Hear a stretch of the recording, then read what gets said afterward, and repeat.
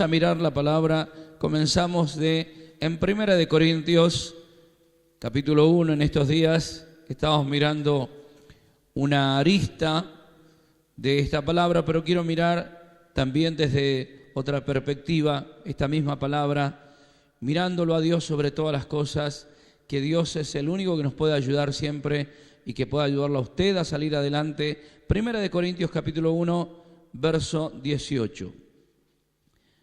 Primer libro de Corintios, el apóstol San Pablo, escribiendo la carta a los Corintios, le dice en el verso 18, porque la palabra de la cruz es locura a los que se pierden, pero a los que se salvan, esto es a nosotros, es poder de Dios. Pues está escrito, destruiré la sabiduría de los sabios y desecharé el entendimiento de los entendidos. Y pregunta el apóstol San Pablo, lleno del Espíritu Santo, hablándonos Dios a través de él, pregunta a Dios, ¿dónde está el sabio? Dice el verso 20. ¿Dónde está el escriba? ¿Dónde está el disputador de este siglo? ¿No ha enloquecido Dios la sabiduría del mundo? Pues ya que en la sabiduría de Dios el mundo no conoció a Dios mediante la sabiduría, agradó a Dios salvar a los creyentes por la locura de la predicación. Por un lado, la palabra nos dice que ¿dónde está el sabio? ¿Dónde está el disputador de este siglo? Y hay siempre personas que cuestionan el camino del Señor, que cuestionan la fe de un hombre, cuestionan la fe de una mujer, hasta pueden ser escritores famosos o pueden ser personas encumbradas o renombradas, pero Dios dice, ¿dónde está el sabio? ¿Dónde está el sabio, el disputador de este siglo, el que le gusta contender contra la fe, contra la palabra de Dios? Y el Señor dice que ha desechado, destruiré la sabiduría de los sabios y deseché el entendimiento de los entendidos. Y a Dios le ha agradado lo que para el mundo, el sistema mundo, es locura la predicación, a través de la predicación del Evangelio, que la gente reciba salvación y vida eterna, a través de la salvación en Jesucristo. Jesús es el camino, Jesús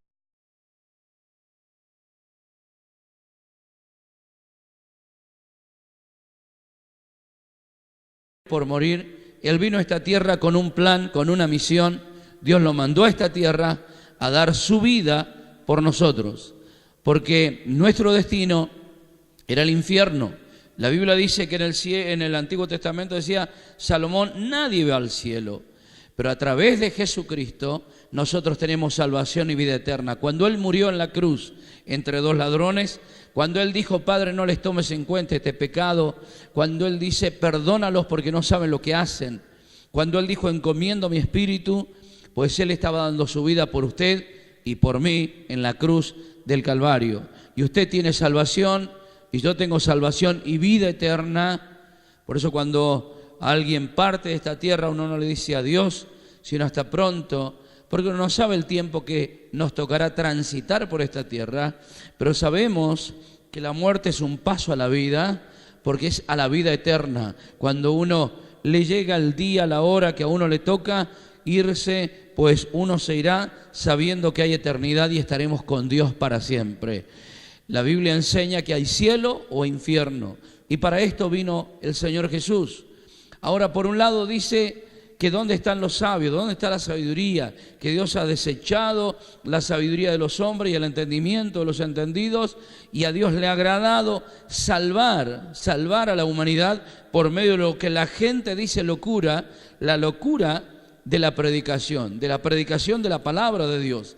Pero ahora la otra parte, en el capítulo 1, mismo 1 Corintios capítulo 1, el verso 26, dice el pasaje, pues mirad, el apóstol Pablo ahora le habla a la iglesia del Señor, le dice, mirad hermanos, vuestra vocación, que no sois muchos sabios según la carne, ni muchos poderosos, ni muchos nobles, sino que lo necio del mundo escogió Dios para avergonzar a los sabios, y lo débil del mundo escogió Dios para avergonzar a lo fuerte, y lo vil del mundo y lo menospreciado escogió Dios, y lo que no es, para deshacer lo que es, a fin de que nadie se jacte en su presencia, que ningún hombre, que ninguna mujer se jacte en la presencia de Dios. Por eso, por un lado, la cara de la moneda cuando Dios dice: ¿dónde está el sabio? Que le ha desechado la sabiduría a los sabios y ha desechado el entendimiento a los entendidos. Y dice que a ellos les es locura la predicación, pero a Dios le ha agradado que lo que ellos dicen que es locura, que la gente se salve. Ahora, la otra cara de la moneda, a los que se salvan, a los que reciben a Cristo como Señor y Salvador, Pablo le escribe a la iglesia de Corinto. Esa iglesia que estaba en Corinto, esa iglesia estaba dotada de todos los dones del Espíritu Santo. Era una iglesia donde abundaban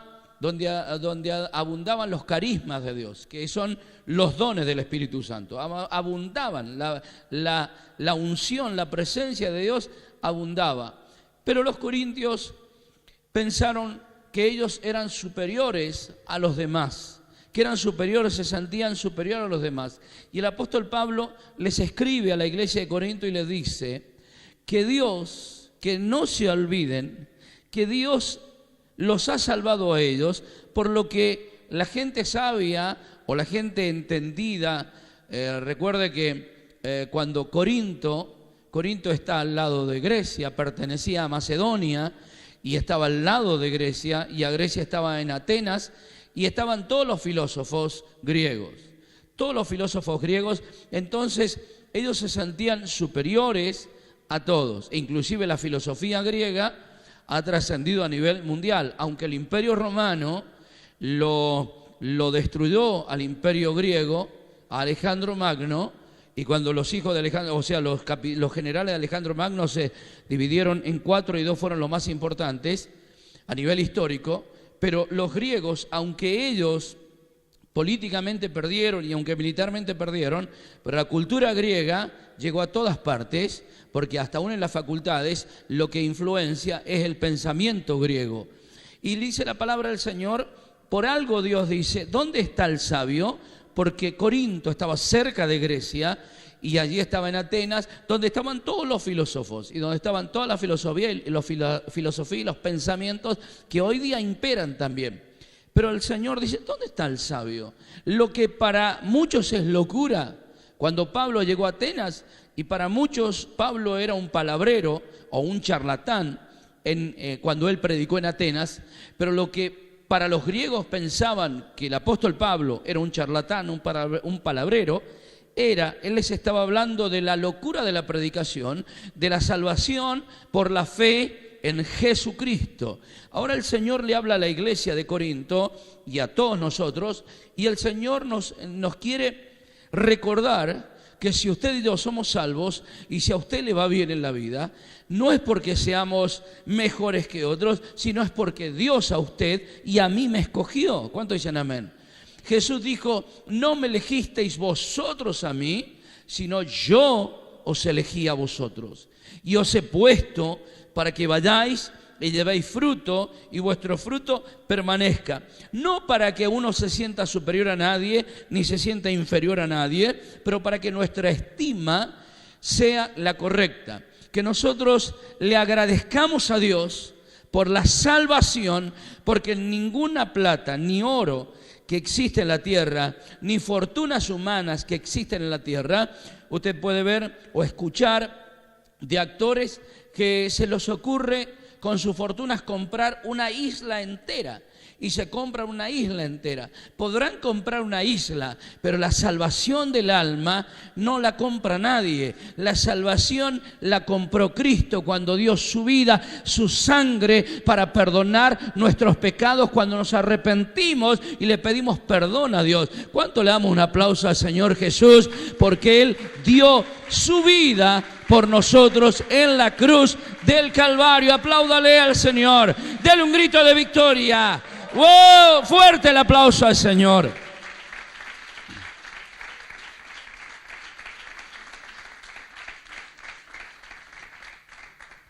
Y vaya conmigo al libro anterior, al libro de Romanos, porque allí decía a la iglesia de Corinto que Dios no quiere que nadie se jacte, que nadie diga, no, Dios me escogió a mí porque yo era muy inteligente, porque dice la palabra, que usted lo ha leído conmigo, que Dios escogió a lo vil, a lo necio de este mundo, a lo que no es, para deshacer lo que es. Que Dios escogió lo que humanamente nadie escogería, pero Dios lo ha escogido. Usted trate de pensar, cuando usted va en un avión, si alguna oportunidad usted tuvo la oportunidad de viajar en avión, en la altura, en la altitud que un avión va, desde la ventana del avión uno puede mirar y uno no divisa ni edificios, a no ser que vaya ya bajando o vaya despegando el avión, pero cuando ya toma altura no se ve nada, no se ve un camión, una Scania con acoplado, que uno desde el plano del llano, uno lo ve a un camión inmenso, pero desde un avión no se ve. Y usted, como yo, pensemos de que Dios está sentado en su trono, en el tercer cielo. Él, por medio de la fe, Jesús dijo, donde hay 2 o 3, yo estoy en medio de ellos. Pero usted mire, si un avión mira y no se ve nada para abajo, Dios está más alto que un avión en el tercer cielo, pero Dios lo ve a usted, me ve a mí, Él está con usted, para que uno trate de imaginar y de pensar de que a Dios nadie lo tiene metido en el bolsillo, que Dios honra al que lo honra, que Dios quiere bendecirnos y enseñarnos que Él tiene todo poder, y que cuando a usted le va bien, siempre, nunca se olvide de Dios. Le dé gracias a Dios por la bendición, por la salud, por la vida, por la familia, por la oportunidad que tiene quizás de estudiar, de trabajar, por la bendición que le dio Dios quizás de viajar, de ir a una parte o quizás de comprar, adquirir algo. Agradecerle a Dios porque es su bendición. Por eso el Señor nos dice, para que nadie se jacte en su presencia. Y usted mire conmigo en Romanos capítulo 4, el apóstol Pablo también escribiendo ahora a la iglesia que estaba en Roma y a todas las iglesias, en el capítulo 4, en el versículo 13, dice el pasaje bíblico de esta manera, capítulo 4 del libro de Romanos, verso 13, porque no por la ley judía fue dada a Abraham o a su descendencia la promesa de que sería heredero del mundo Abraham, sino la promesa que Dios le dio a Abraham, dice la palabra, sino por la justicia de la fe, dice el verso 14, porque si los que son de la ley, es decir, los de la ley del Antiguo Testamento, la Torá, porque si los que son de la ley son los herederos, vana o inútil resulta la fe, tener fe, y anulada la promesa, pues la ley produce ira, pero donde no hay ley tampoco hay transgresión. Por tanto, dice el apóstol Pablo, es por fe, para que sea por gracia. La palabra gracia significa un favor no merecido, un favor que nadie merecía. ¿Y cuántos le agradecen a Dios? ¿Cuántos sienten o saben de que usted tiene gracia de Dios? Es un favor que usted y yo no lo merecíamos, porque nadie, vuelvo a lo que recién la palabra de Dios nos decía, para que nadie se jacte en su presencia, porque una persona puede ser muy sabia para los hombres, pero para Dios, Dios dice que ¿dónde está el sabio? Que es bueno estudiar, claro que hay que estudiar, claro que hay que prepararse, capacitarse.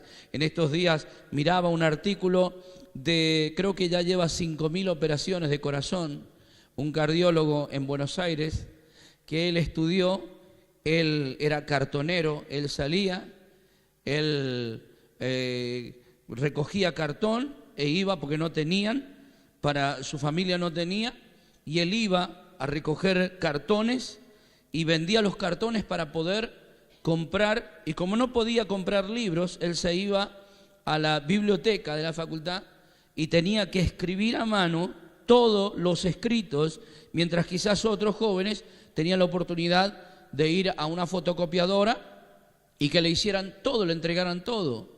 Pero él, sin tantas chances, sin tantas oportunidades, decidió prepararse. Y yo les animo a que estudien, que se preparen, que aunque usted tenga la edad que tenga, nunca es tarde para estudiar. ¿Cuántos dicen amén? Nunca es tarde para prepararse, nunca es tarde para capacitarse, para superarse en la vida. Pero más allá de un título, más allá de lo que uno pueda tener, lo más importante es que somos hijos de Dios. Y que un título no se le suba a la cabeza, porque he conocido personas que en el camino del Señor, que se fueron de un extremo al otro extremo, que se dedicaron a estudiar y dejaron el camino del Señor, ya no se congregaban porque no tenían tiempo para congregarse, porque tenían que estudiar, y hasta son personas dentro de facultades, son decanos en las facultades, son personas importantes, se criaron en las iglesias, en una iglesia evangélica, se criaron, pero había veces que no estaban en las reuniones, y pasaron los años y parecía como que el acertado era él, no estuvo mal en estudiar. Ahora el tiempo pasó, se casó y nos enterábamos de que ya lleva varios años separado. Entonces, ¿de qué valió tanto el estudio cuando fracasó en el matrimonio? Porque es bueno estudiar, pero es bueno que Dios siempre esté. Que uno no lo deje afuera a Dios. Por eso Jesús dijo: yo estoy a la puerta y llamo. El que oye y abre, yo entraré y cenaré con él. Porque uno puede trabajar, puede hacer muchas cosas por los hijos o puede estudiar, pero si no lo pone a Dios, ¿de qué vale un título? Porque al cielo no nos llevaremos título y no está mal estudiar, pero hay que tener todas las cosas equilibradas. ¿Cuántos dicen amén? Hay que servir a Dios, se puede servir a Dios, se puede estudiar, se puede trabajar, se puede hacer todo cuando uno tiene voluntad y tiene ganas. Cuando uno no tiene voluntad y no tiene ganas, uno no lo va a hacer. Pero esto Dios nos está hablando, así que aprovechemos lo que Dios nos está diciendo. ¿Cuántos dicen amén?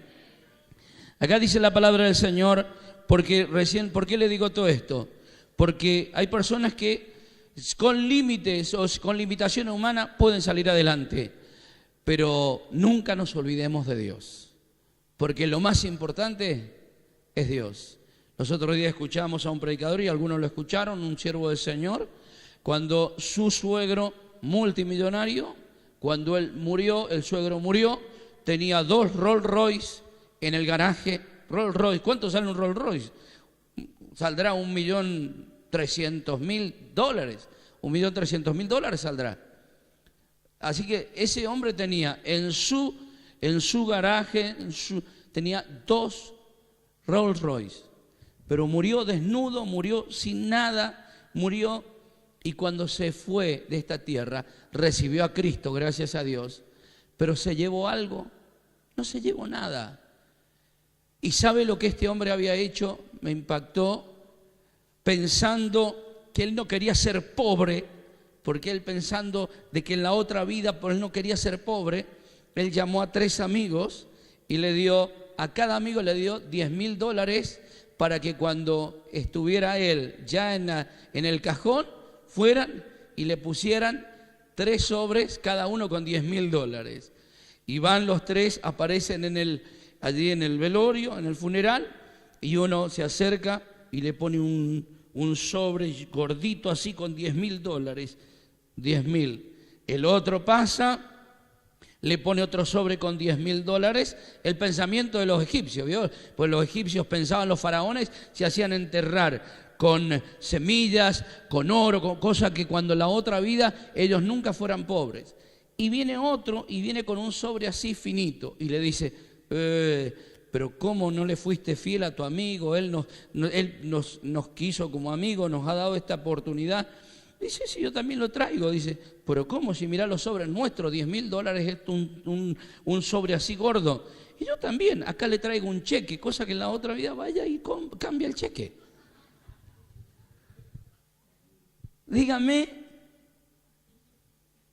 Nada se llevó ese hombre, ni cheque, y esos 20.000 dólares están allí enterrados, y el cheque vaya a saber si tenía vencimiento o si estabas cruzado.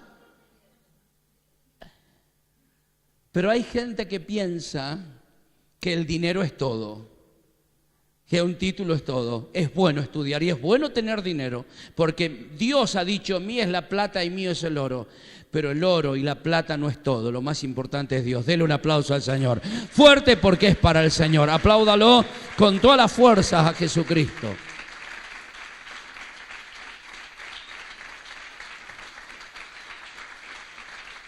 Así que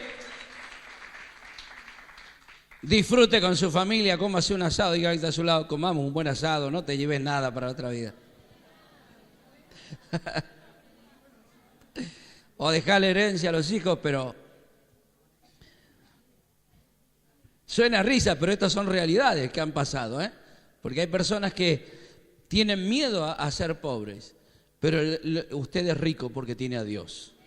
Dice la palabra del Señor, verso 16, Romanos 4:16, por tanto es por fe, para que sea por gracia, por ese favor que no merecíamos, a fin de que la promesa de Dios sea primero firme para toda su descendencia. Ahora, no solamente esa promesa será firme para la que es de la ley, para los judíos, sino también esa promesa es, dice la palabra de Dios, sino también para la que es de la fe de Abraham, el cual es Padre de todos nosotros, Padre de los de la fe también. Verso 17, como está escrito, te he puesto por Padre de muchas gentes delante de Dios, a quien Abraham creyó. ¿Y qué le creyó a Dios? Que Dios hace esto, el cual da vida. ¿A quién da vida a Dios? Da vida a los muertos. Y llama las cosas, Dios, que no son como si fuesen. Verso 18. Él, hablando de Abraham, él creyó en esperanza contra esperanza. Es decir, él creyó cuando no había que tener esperanza. Antes que usted siga leyendo, él creyó, hay otras versiones que dicen, él creyó cuando no había argumentos para seguir teniendo esperanza.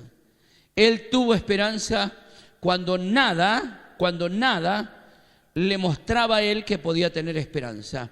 Pero él, no en el razonamiento humano, porque en la lógica humana, un hombre de 75 años, que Dios lo llama a él y le dice a él que salga de su tierra, lo que actualmente es Irak, y vaya a una tierra donde Dios le va a mostrar, y en esa tierra Dios lo va a bendecir.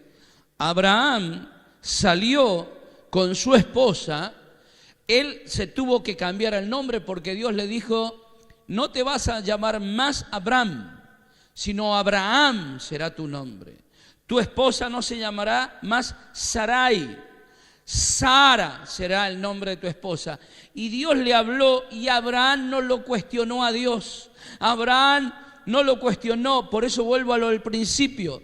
¿Dónde está el sabio? Alguien le diría, ese hombre está loco, se va a cambiar el nombre. No le estoy diciendo que usted se tiene que cambiar el nombre, le estoy diciendo que usted y yo tenemos que creerle al Dios de Abraham, que es el Padre de nosotros, y que Dios nos dice que tengamos esa fe que Él tuvo esperanza cuando no había que tener esperanza. Él tuvo esperanza y Dios a él lo ayudó, y cuando tenía 100 años hizo que él tuviera un hijo, que su esposa de 90 años, usted trate de imaginar una mujer de 90 años, en la lógica humana, ¿puede tener un hijo? No, primero ni va a llegar a 90 años. Los otros días estaban dándole un premio acá en Guaymallén a una mujer, a una señora abuela o bisabuela, ya tatarabuela, de 100 años ya, que el intendente de la municipalidad de Guaymallén la condecoraba por los años, todo lo que ha visto y lo que ha hecho para el departamento. Pero no es el común de la gente. Ahora, ella con 100 años, ¿podría haber tenido un hijo 10 años antes? No, pero Dios hizo que ese hombre, Abraham, con 100 años, él estuviera fuera de la tienda y adentro de la tienda estuvieran las parteras y estuviera una mujer de 90 años haciendo fuerza, empujando para que saliera ese bebé.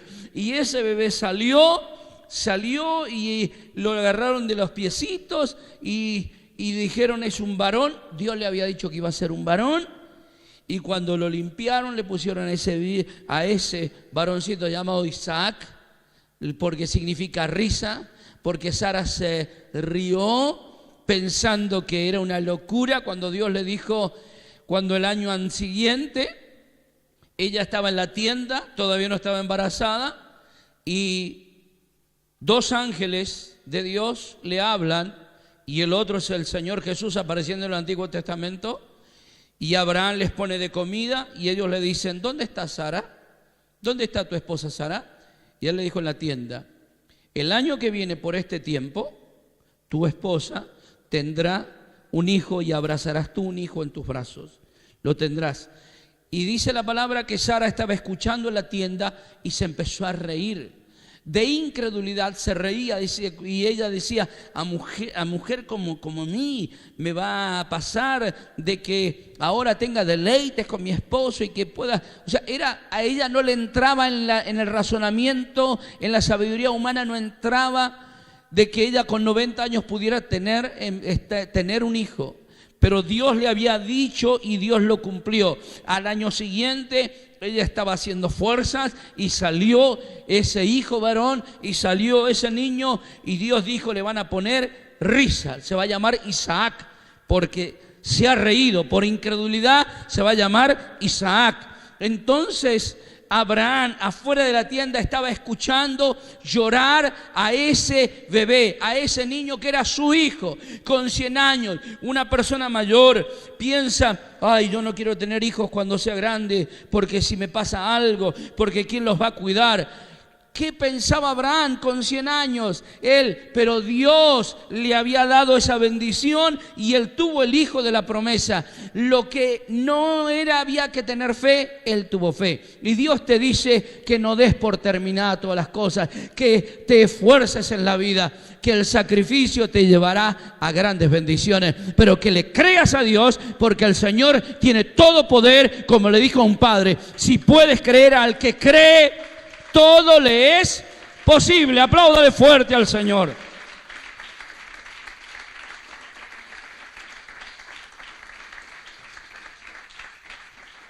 Y ya vamos a estar orando. Dice la palabra del Señor, el verso 18.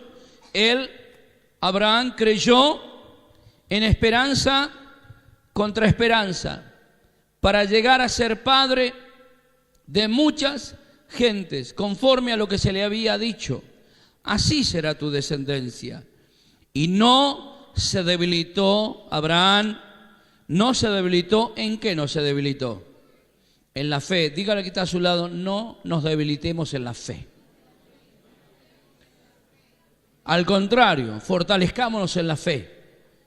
No se debilitó en la fe al considerar, al evaluar, al razonar, al considerar su cuerpo, al ver su cuerpo, ver su mano de un hombre de 100 años, su caminada, cuando él se lavaba la cara, se lavaba en el agua, veía su rostro, cuando le veía a su esposa, una anciana, él veía una anciana, él caminaba como anciano, hablaba como anciano, su esposa caminaba como anciana, hablaba como anciana, pero él no dudó de lo que Dios le había dicho, que Dios le había dicho que le iba a dar un hijo, y él sabía que Dios no le iba a fallar. ¿cuántos tienen fe y creen que Dios nunca le va a fallar en la vida?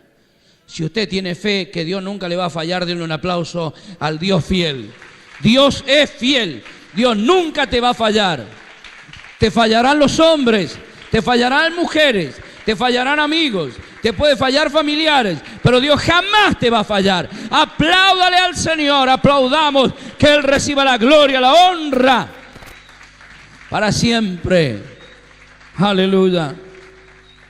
Dice la palabra que no se debilitó en la fe al considerar su cuerpo, que estaba ya como muerto, siendo de casi 100 años, o la esterilidad de la matriz de Sara. Tampoco dudó Abraham por incredulidad de la promesa de Dios, sino que se fortaleció en fe, dando gloria a Dios, plenamente convencido de que era también poderoso para hacer todo lo que había prometido.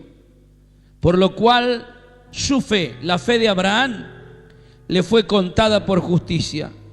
Y no solamente con respecto a él, Abraham se escribió que le fue contada, sino también con nosotros, con respecto a nosotros, es decir, usted y a mí, a quienes ha de ser contada, esto es, a los que creemos en el que levantó de los muertos a Jesús, Señor nuestro, el cual Jesús fue entregado por nuestras transgresiones y resucitado para nuestra justificación.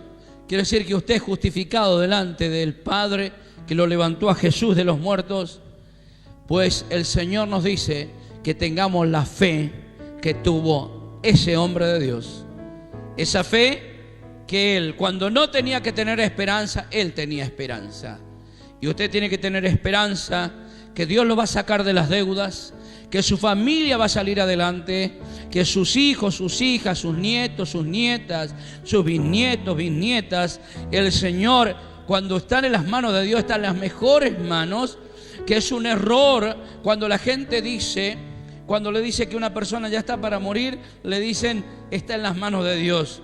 Yo estoy en las manos de Dios, usted está en las manos de Dios. Nuestra vida siempre está en las manos de Dios. Siempre está en las manos de Dios.